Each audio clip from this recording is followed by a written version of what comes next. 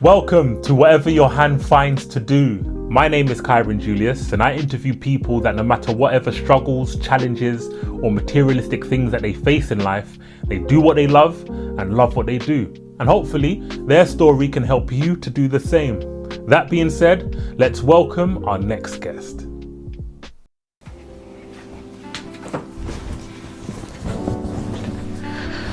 Hello. Yes! Yes. We are involved. A beautiful day in a beautiful life. Absolutely. So, who are you? My name is Elowyn, and I am someone referred to it as a portfolio career. I have created a bunch of different jobs around my interests that work within my lifestyle so that I'm able to do what I love and get paid to do it. So I always say I have about 8 different jobs, but not 8 different employers. So I do front of house at a few different museums and historic houses, which is so fun because you meet people that have interests like yours. I have lots of friends that I've met through work, which is really nice. Not everyone can say that, actually. There's a lot of people who struggle to find like-minded people in their workplace. So what I love about the jobs that I do is that I'm able to meet people who are also interested in history and talking to the public about that. So that's one section of the jobs. And then I teach kids, and I run community groups and adult workshops to do with history and archaeology and ecology. And so yesterday morning I was running a school session with a group of really adorable year 3s all about the Stone Age, and we do loads of hands-on stuff, and it's the first time that kids actually get to see in practice what experimental archaeology is. You know, people didn't write things down in the Stone Age, so how do we know what they did? Well, we gotta practice, take 2 rocks and rub them together with some grains, and boom, there you have the Neolithic.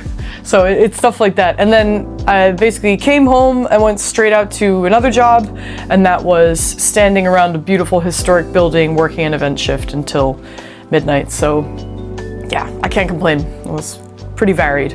So those are the jobs that I do at the moment. And then in the past I've done all kinds of stuff just to make a little money.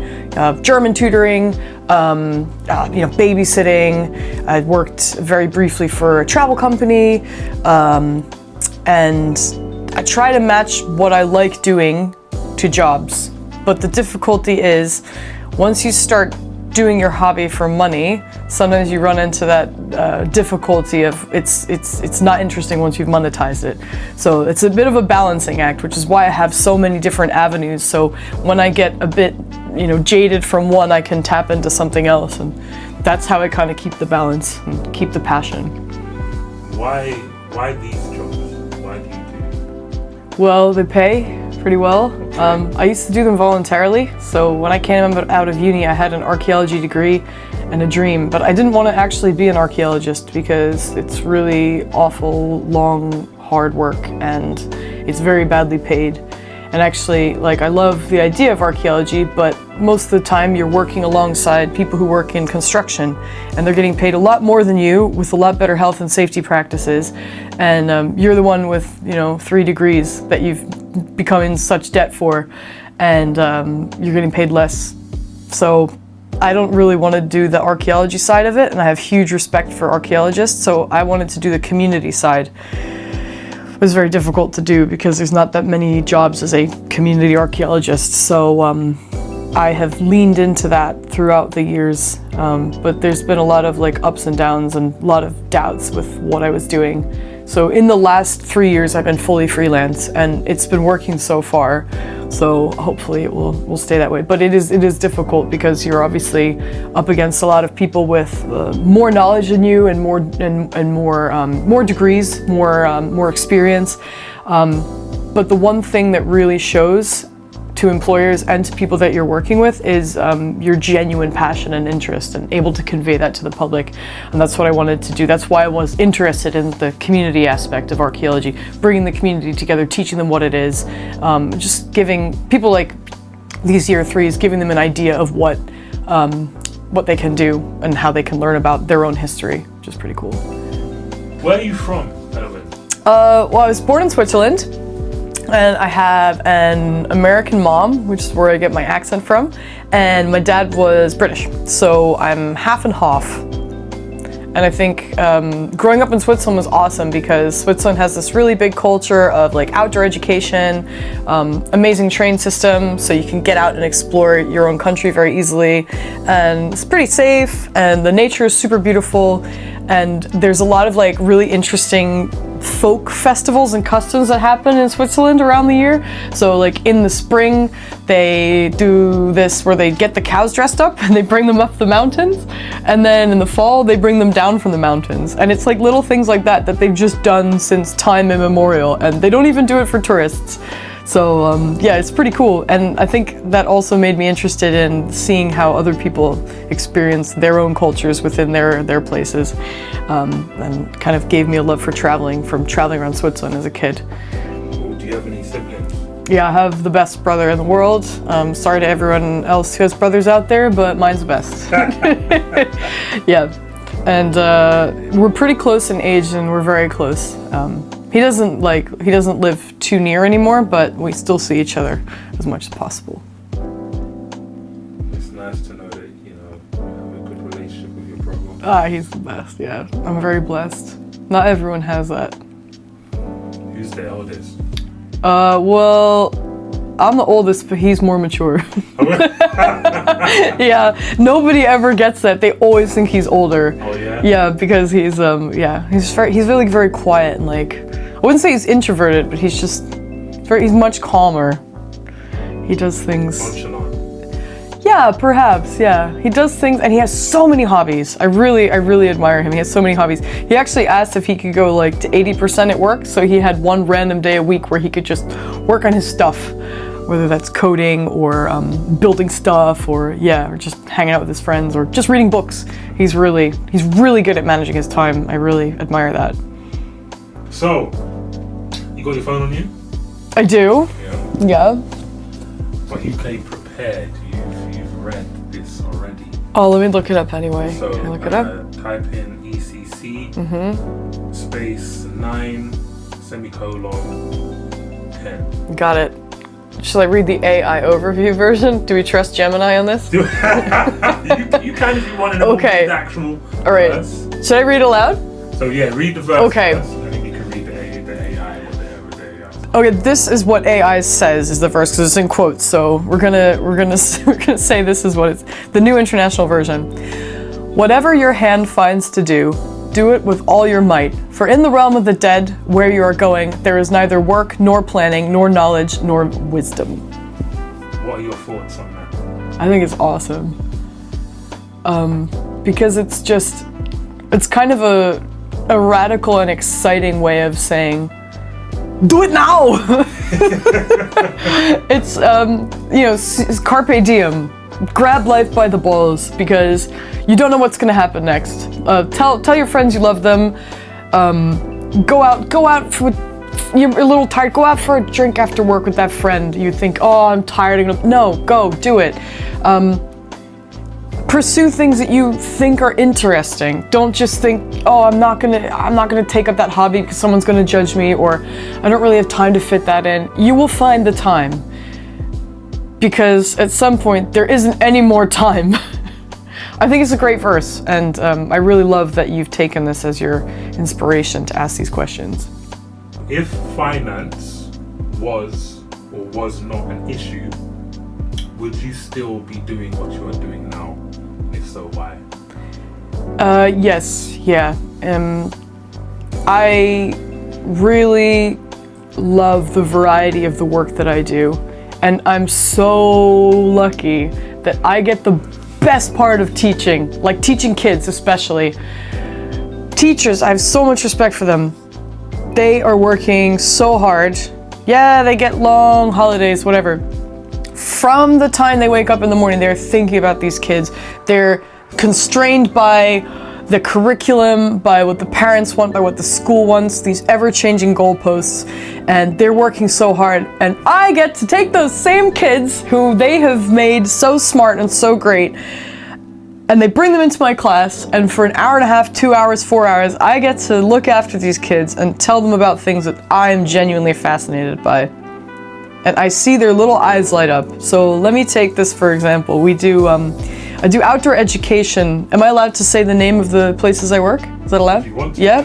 So I believe very, very strongly in them. They're called Thames Explorer Trust, and they are a fantastic charity that takes kids, a lot of which live in London but have never been to the River Thames. And we take them down to the Thames in their wellies or their plimsolls or whatever, and we give them little fishing nets like the kind you use in your goldfish bowl, and we sweep through the river and the little low tide pools, and we catch crabs and leeches and fish and snails and all kinds of stuff, different types of animals, different types of year, and you would not believe the amount of stuff we find, and the kids simply cannot believe it. And one thing that's pretty cool is that Thames leeches that we find under bricks and rocks and stuff, the leeches in the Thames, they can't actually bite you. No? Their mouth parts are too small. So they are fascinating because most of these kids, they don't spend any time outside, you know, due to the circumstances of where they're living. Maybe they don't have any green space, or maybe they don't have anyone that will hang out with them outside or go outside with them and show them this stuff. So what they have experienced in that moment, in that hour, they've gone in and thought, mud, bugs, animals under rocks. And within an hour, you're like, hey, who wants to hold the leech? Miss, I don't want to hold the leech. It's Grace. And then I put it in my hand and they just watch it like crawl around. And then one of them will be brave and they'll put the leech on their hand. And then of course, because they're kids, everyone else wants to hold a leech. And then everyone's looking for leeches. And they get all these animals on their hands. And they just love it so much. And so from coming in with this sort of like, they don't know anything, within literally an hour, you can show kids that have not been down to the river before everything that's on their doorstep. Because I believe very strongly, and I work with a lot of kids like myself who aren't from London, and they may have just moved here. Many of them don't speak English, or English as their second or third language. If I can show these kids that the things that are in their new city, and they can feel at home here, and they feel welcomed here, the way I have been welcomed into my city, London, I feel like I've made an impact in someone's life. And I get to do that in like 4 hours. It's so cool. And these kids leave covered in mud, big smiles, and yeah, it's just amazing what you can achieve in that short amount of time. So that's one of my favorite things I do, because you see the impact so much. So yeah, even if I didn't get paid for it, I would still do it, because it's so great. You can really see the difference even in that short amount of time. But yeah, that's a really good question. But obviously the money's good too, so I can't lie. What or who is your why? Oh, I think my mom, because my mom never had a proper education. She went to art school, but she didn't really do very well or whatever. She never had the support in school that she would have done today, because many of our parents, grandparents, they went through a schooling system that didn't recognize the needs of people with, neurodivergence. And pretty sure my mom has ADHD, and I'm pretty sure that I have got ADHD, and she is the hardest working, the most curious, and the most enthusiastic person. And she has showed me that it doesn't matter, what kind of background you have educationally. If you want to do something, you can do it. And I want to make her proud. So right at this very moment, she is out tending to some bees. She's a beekeeper. That's what she does now. She taught herself everything about beekeeping. She looks after different colonies of bees all over London. There's more of them than you think. And she's also taught herself how to play the chocalho, which is a samba instrument. So she plays in multiple samba bands.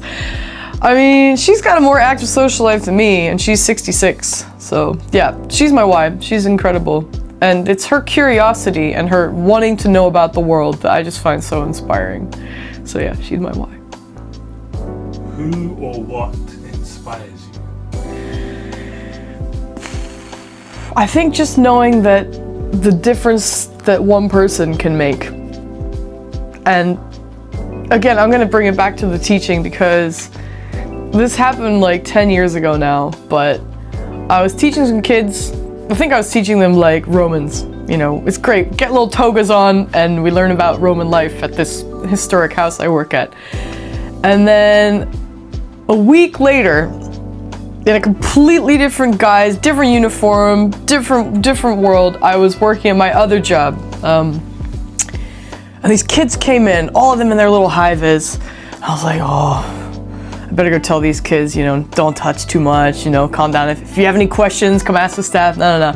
So I went over to these kids. They were like, man, year 4 maybe, yeah, so young but smart. And I go over to these kids, I'm like, hi guys, just so you know, this is a public space, so just stay together with your grown-ups. If you have any questions, you can find us. We got the shiny buttons.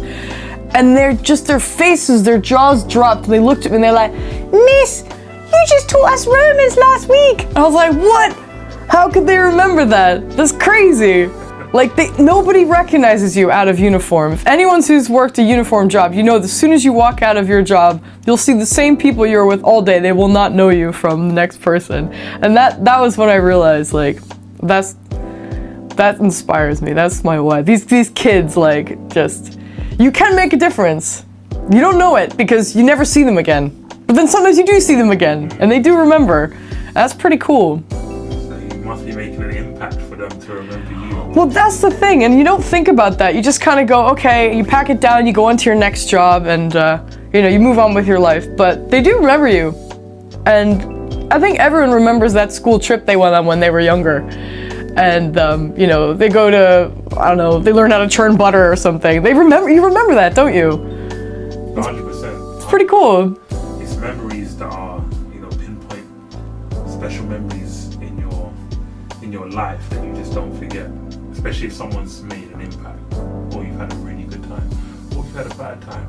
Yeah, or if you had a bad time. Yeah, 100%. You really think it's clear. Traumatized. If it's there's nothing in there, don't really keep it. But if it's a really good memory, then someone that you've enjoyed it with, or they've made an impact, they remember. And so you must be doing the job very well. the other thing is that it's really great because kids don't all learn well in a classroom. And I've been doing this now for over 10 years, and other teachers will back me up when they say, especially after COVID, kids' brains have altered. People don't sit still like they used to. Okay, we can't expect kids to learn in a classroom sitting still, being quiet, whatever. You have to make things engaging. And I think grown-ups, we feel the same. You learn when you go out. That's why people go on these days out and go visit castles and museums and, you know, parks and stuff. You learn by doing, and that's more impactful than sitting behind a desk. So I had the other day, I was teaching a class, and we do this very visual activity to teach about archaeology. We get a fish tank, and you got layers in the soil, which is different colors of fabric, and you teach them that the stuff on the top is newer and the stuff on the bottom is older, and they take off layers and they form a human timeline. And you start off with, you know, a plastic cup, that's the present day, and then, you know, a Victorian clay smoking pipe, you're there, and you move down the wall until you're all the way down in the Neolithic, and you found this piece of, like, you know, Stone Age tool, and they're way down. In fact, they have to go out of the classroom, they're so far in the past. And because it's so visual, young kids can understand the passage of time and like what fits where. And I had this kid put his hand up, and he came up and he spoke zero English. And so I always get them to phone a friend if they don't know. You know, pick someone in class. Just shows them you don't have to know everything. Someone will know, or you can Google it. Not in my class, no phones. But you can pick a friend. Call in your smart friend. And this kid who spoke no English, he had friends who could speak his language, so they were helping each other. And at the end, the teacher came up to me and said, he has never put his hand up once. That's the first time I've seen him volunteer to stand up in front of his peers and do anything. And I just walked home with the biggest smile on my face, because it just proves that you can really, this sort of teaching is really, really, really useful for kids. So yeah, that was also very nice. What would you want people to remember you for when you die? Oh, I love that. Oh, gosh. Do you know what? I don't mind if nobody remembers me when I die. Genuinely, I think that's one of life's great things to remember, is just the big picture. Because you can big picture and say, I'm just a speck of dust on this earth, nothing I do matters. Or you can big picture and say, I'm just a speck of dust on this earth, nothing I do matters.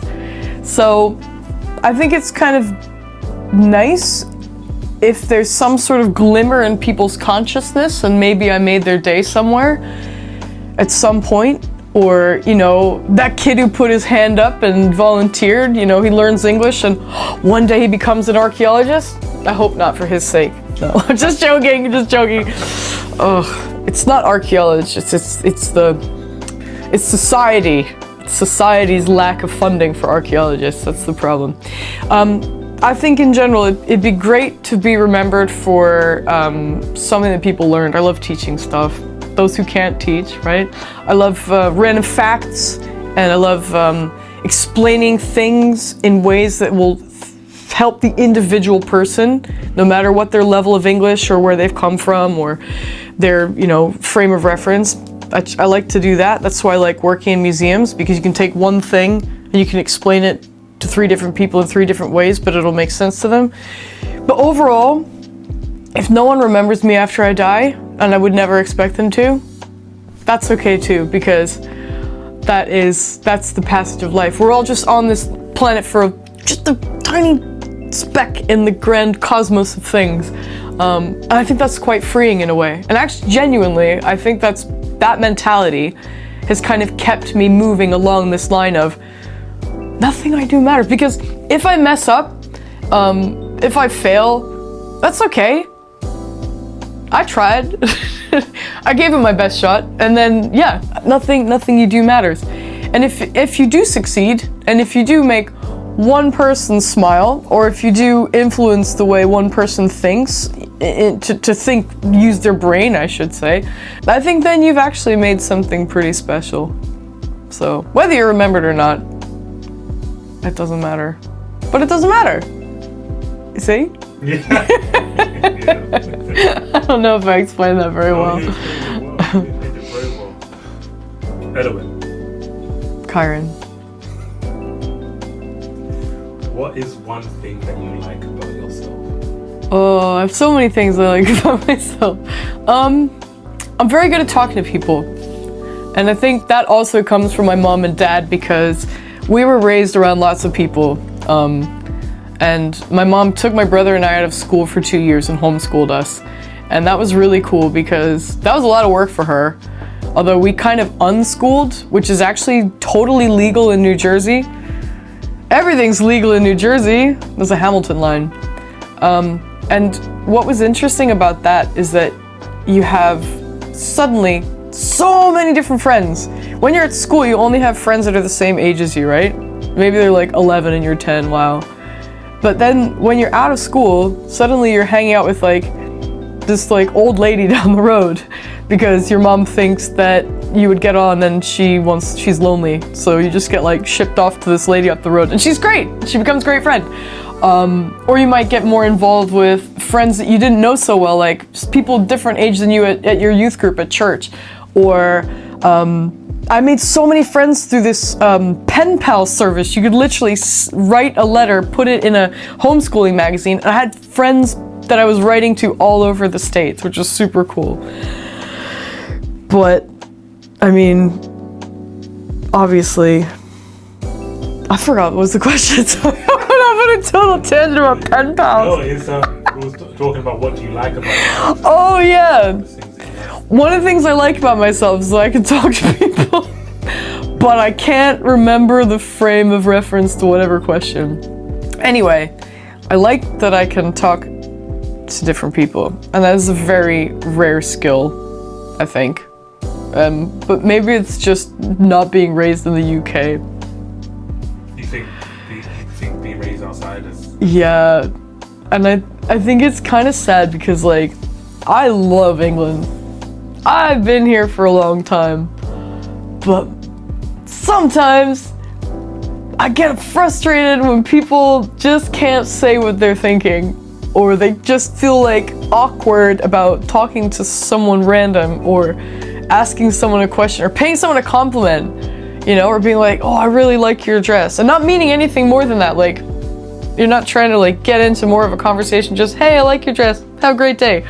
It's stuff like that that I find is quite difficult about the UK, just like little things. There's great things as well, but I think definitely growing up outside the UK, there's less awkwardness about talking to people. But I think it's also London. I mean, we're a victim of our success. We're a huge city with people from all over the world, and it is crowded. And sometimes you just want to go home and not talk to people.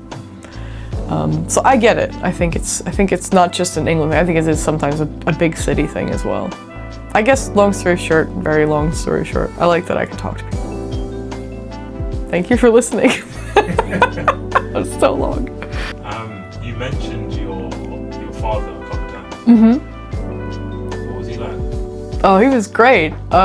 He was really smart. So he was born in Essex, and he was really clever because his mom was a school teacher. So she would basically like, you have to be smart.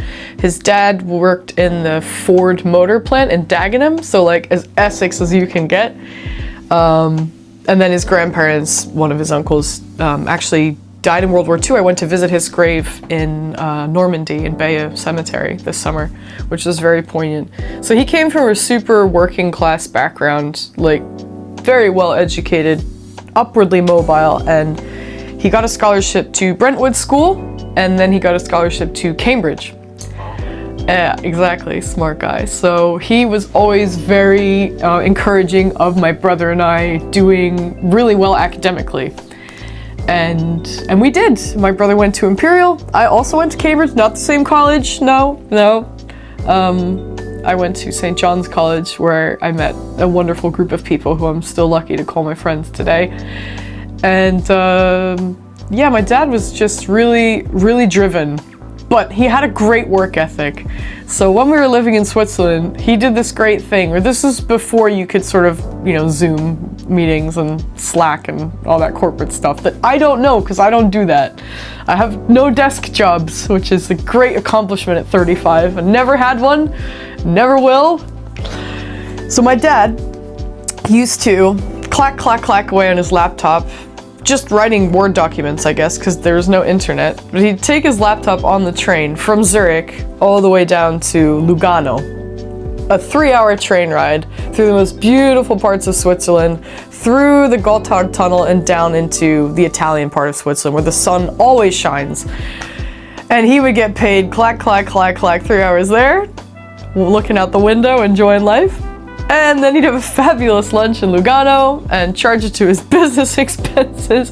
And then he'd get back on the train and clack, and bill for 6 hours. And he'd just been on a train. I was like, that is so smart. That's big brain energy.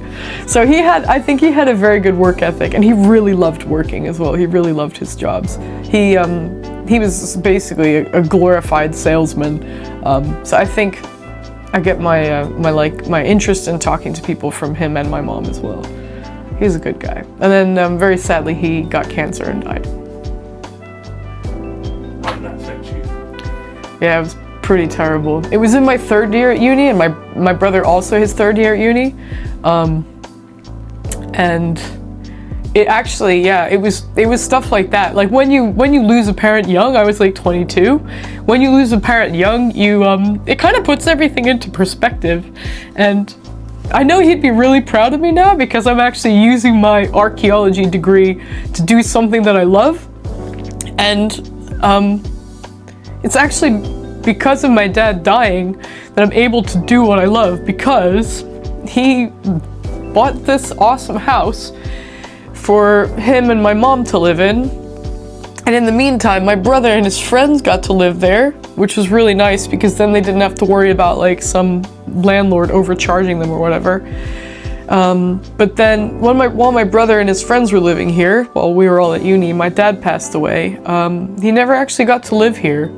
So my mom then managed to move here, and she's still trying to get visas to live here permanently, because It's actually very hard to be an American, even if you're married to a Brit for so long. If you guys haven't lived in the country, you're gonna have just as difficult time as anyone getting a visa. So, pro tip to anyone out there, don't do that. So, it's really because of my dad that I'm able to live here. Because if I didn't have a place to live, I had worked so long for free after I graduated. I had savings because I've been working since I was 10. I used to do pet sitting and babysitting and stuff. But when I moved to Switzerland, we moved away, lived in South Africa, lived in New Jersey, moved back to Switzerland. When we moved back to Switzerland, I worked as a kindergarten teacher, which was so fun. As fun as you can imagine. And I was getting paid Swiss prices. So I saved up loads of money to get me through uni and after.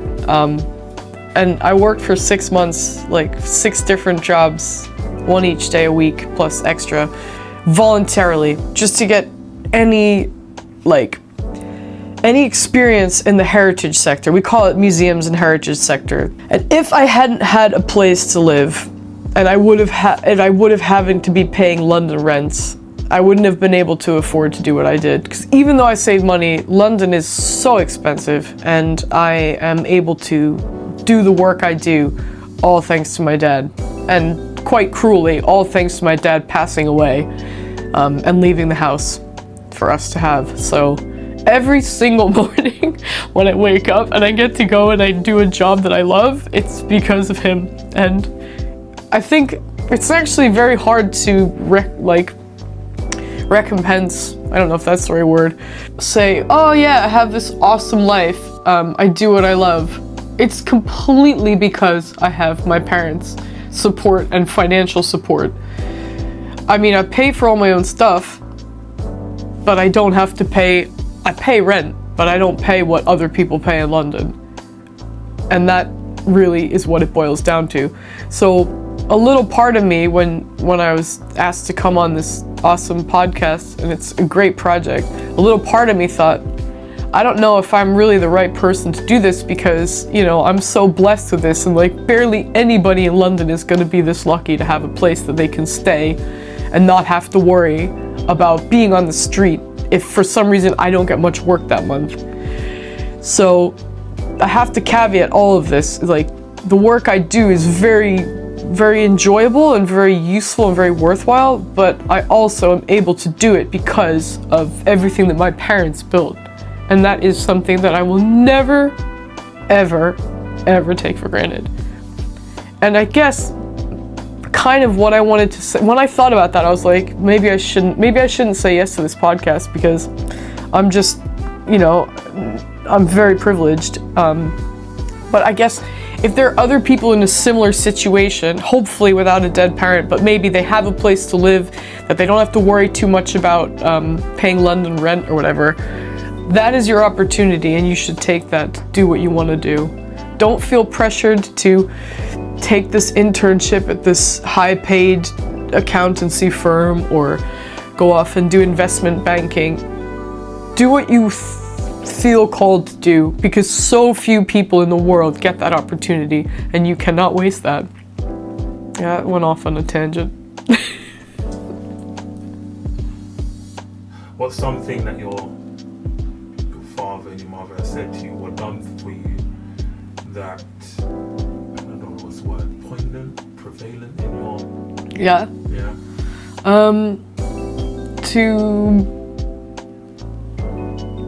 To have good manners and treat people well. They both told you that? Yeah, definitely. And what I love about both of them is that they had a lot of different friends and they mixed with all different people. And my mom is so enthusiastic and she makes friends with everybody because she treats people well. She's nice to people. She says hi to everyone. She knows everybody up and down this street.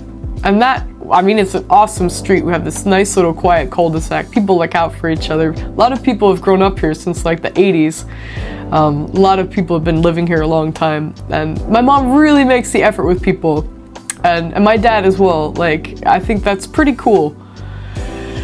And being polite is just the easiest thing. Just let people off the tube first. Hold the door open for people. Say hi and please and thank you. It doesn't cost you anything. And if everybody in the city would do that, it would be so much nicer. And there are still so many people in London who are great like that, but I think there's a real danger in moving to London as an outsider, which most of us are, let's be honest, and not trying to treat each other well. I think there's a lot of selfishness. People move to the big city and the big smoke and they think, oh, I have to get this new personality now because I'm in London and I'm hard and I gotta earn this and I have to be seen there and I have to like tag in my Instagram stories that I went there and I have to go and do and be and blah and blah and blah. No, just be nice. Just be yourself. And you never know. Maybe that person you hold the door open for is your next best friend. It's a very lonely place, moving to a big city. Like you and I, we met at the gym. And it wasn't because we weren't talking. We didn't ignore each other, did we? No. It's very hard. And that gym is so friendly. And I want to keep it that way. And so it's nice when people are, just hold the door open for each other. Just all you have to do. It's not hard. You've been in the gym for a while.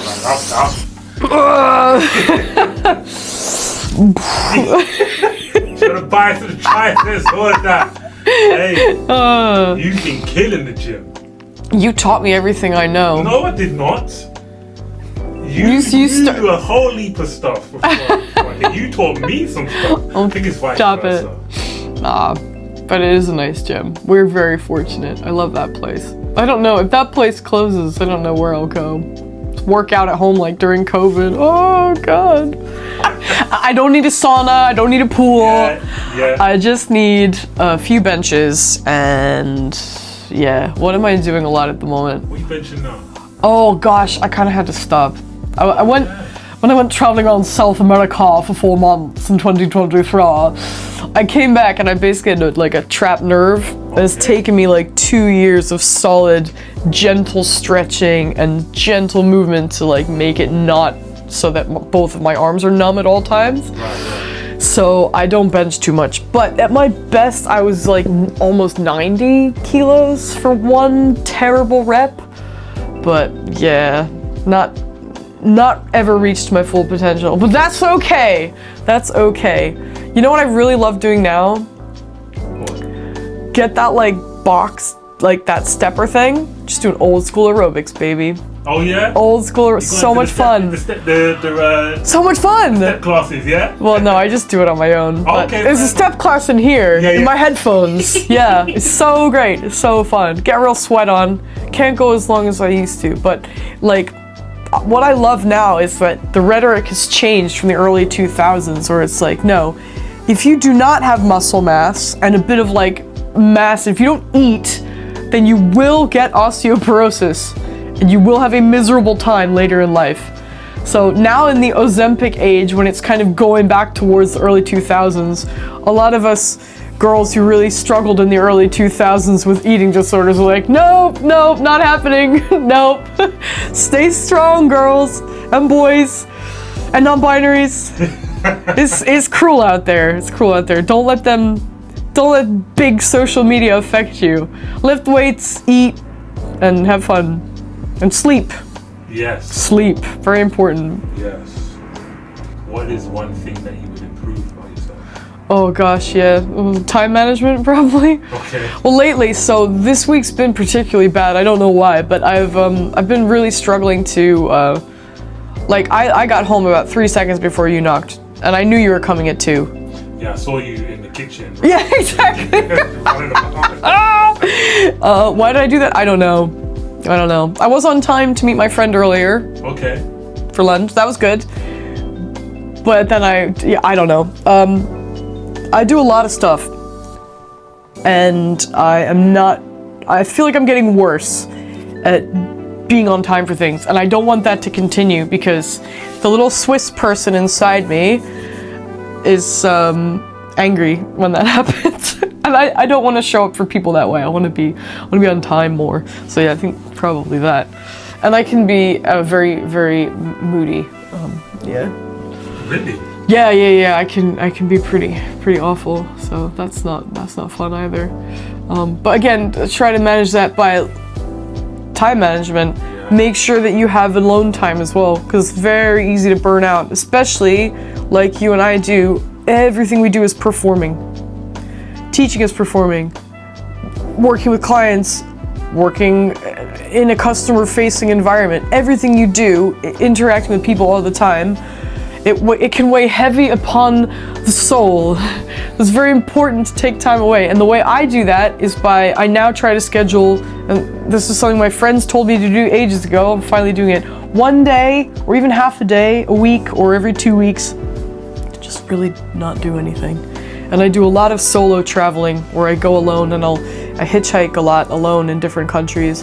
And that is really good for the soul, just to be on your own in a new country, and you meet new people, and you don't have the same expectations because you don't speak their language. You've never met this culture before, and it's always awesome. Young Elowyn, 15 years ago, is sitting in front of you right now. Got a chance to give her some advice. What would you say to her? I love that question. Well, I'm gonna tell her the same thing that my friend's mom, who was a very talented career advisor, told young Elowyn 15 years ago. Stick with it, because it will work out. Because when you graduate from the best uni in the world, is it? It goes back and forth anyway. One of the best unis in the world, you're told like, all you need is this piece of paper and you're gonna be fine. And then, the financial crash of 2008, the repercussions of that have lasted. And oh gosh, we have another one coming very soon. Stick with it, because it doesn't matter if you are earning big bucks, small bucks, medium bucks. If you genuinely enjoy what you're doing, you will find a way to make it work. Because there's nothing worse than working for someone that is just sitting up in an iron throne and you see none of the potential in yourself, because you're just following blindly along, doing something that society or maybe your parents are expecting of you. If you find something that you genuinely love doing, you should do it. And that is very, very difficult. And that is why, if you are a young person or an old person, you feel like you don't have any interests or hobbies, just try something different this week. Just try it. Go online and go to one of those weird meetups. Very strange people. But you've gone out of your comfort zone, and little by little, you will find something that you enjoy. And if you don't, just go for a walk. It's better than sitting inside doom scrolling. Stick with it. That's what I would tell young Elowyn. And actually, 15 years ago, I'd wish that I'd had someone like me, because now I have friends in this industry. Because all the people I've worked with over the years have gone on to do great things, you know, head of fundraising here and working in this cool place, and they know people. And now my network is vast. And when I meet someone who's 20 years old and a placement student, and they're struggling to get into conservation, well, I know somebody now, and that's so nice that I can say, okay, talk to this person, I'll set up a coffee date, anything. I wish I'd had someone that had helped me back then as much as I am now able to help people, and I want to continue doing that. Yeah, because I can. And again, it doesn't cost me anything. It's free. Free help. That's actually what my friend's mom told me, and it was good advice. So I'm just taking her advice, totally ripped that off. And again, she gave that to me for free. She didn't charge me anything. And that was her actual job as a career counselor. And she did it for free for me. It was so nice. And I cried so much. And she was so sweet. Okay. We spoke about your younger self. Mm-hmm. So your older self, 15 years from now. A message to her. Oh man. I hope you're well. I hope your knees are still going. No, genuinely, I have no idea. I have never thought about the future. And I know that sounds scary, but I think it can be a bit of a trap, because if you're thinking about the future and it doesn't happen that way, then you might feel like you're disappointed. If you keep doing and saying yes to the things that you align with, and I don't know what those things are yet, but I hope that whatever happens, I'll continue to be happy, healthy, that's the number one thing, and still have a lot of people in my life that I love. That's all I hope for in the future. Career-wise, I have no idea. Honestly, I don't think this is very sustainable. There's a finite time in your life when you can do certain things. You know, it's very physical outdoor work. And as I get into, 15 years, I'll be 50. I hope I'm not in the pouring rain down on the Thames foreshore as much as I am now when I'm 50. I would love to keep these jobs, but I also hope that there'll be something that I figure out how to do that's a little bit more, especially in the winter, a little bit more work from home. Maybe that desk job, maybe I'll be ready for it then. I don't know. But now no, my whole life has always been leaning into what I feel is right. And being able to do that. And the other thing, I think this is very important for anyone who's considering pursuing their passions. You have to get realistic with your finances. I always live beneath my means, which means I say no to a lot of dinners out, nights out, whatever. Unless it's Weatherspoons. And I'm sorry, because I know the ethics are terrible. But Weatherspoons is excellent value. And you have to get good at saving money. If you're thinking about quitting your job and pursuing what you want to do, practice before you quit. Get good at making food at home and cycling to and from work, and just doing without. That's the number one thing. You don't need that new thing. Your phone will last another year. Your clothes are fine. You know what they say when you're backpacking? I love this quote. You can either change your clothes or change your city. I'm not saying just wear the same clothes every day, but genuinely, people don't care as much as you think. As long as you're clean and you wash yourself, wash your clothes, you can wear the same clothes to a few different functions. People do not care. People are gonna love you for you. There's enough, what's the statistic? There's enough clothes on this planet for the next however many years. That's terrifying. We have to take responsibility for it.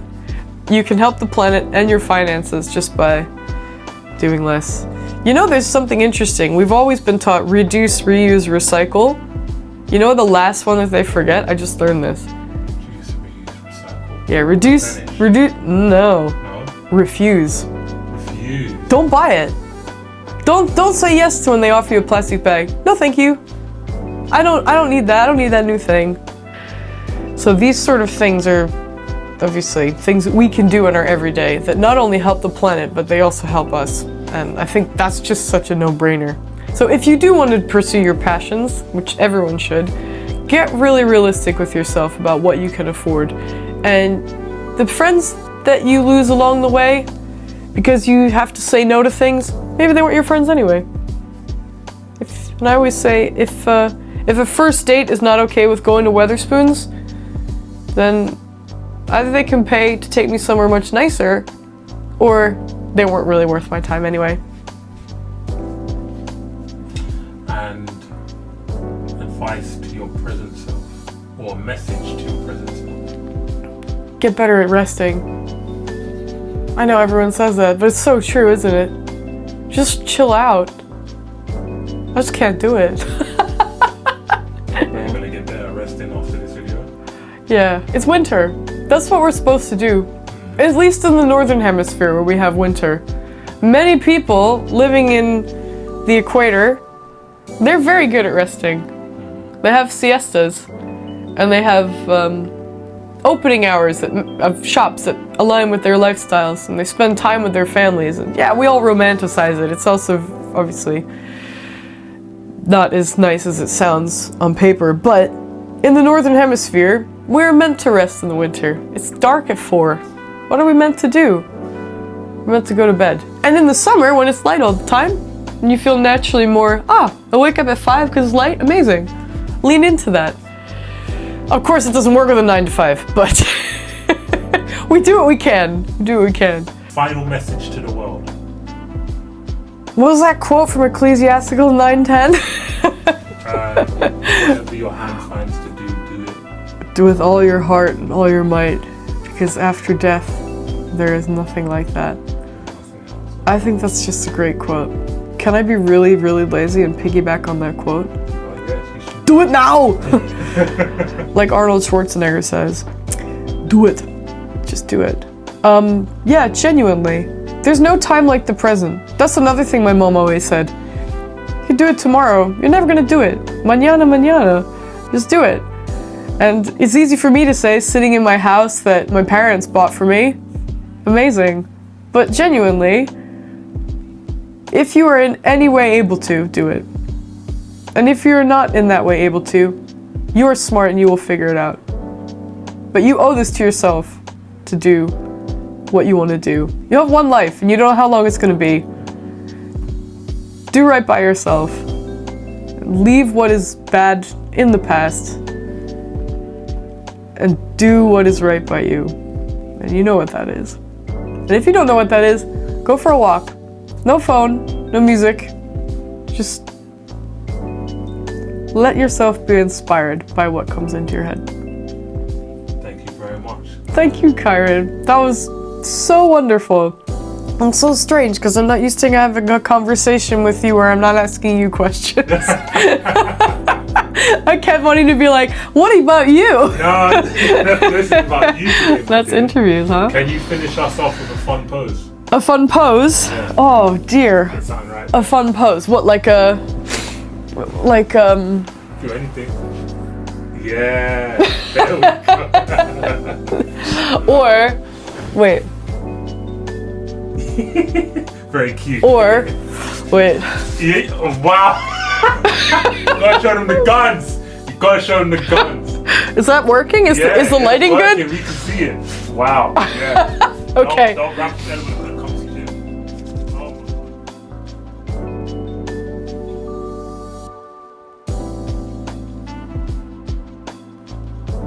Hey, thank you for watching this episode. Just a friendly reminder that myself and my team at Rahava are a Christian-led family. The guests that feature on this podcast may hold beliefs and life choices that don't always reflect our own. Please be kind, mindful and cautious when watching and leaving comments. To find out more about Elowyn and how you can support us, please look at the description below in the podcast. It's somewhere in there. Whether you're watching Spotify, YouTube, something, it's in there. I put it in there. Oh, if you like this episode, make sure you subscribe, hit the notification button to be notified when we upload new episodes, and comment below who you would like to see me interview next. See you lot at the next episode. Peace and blessings.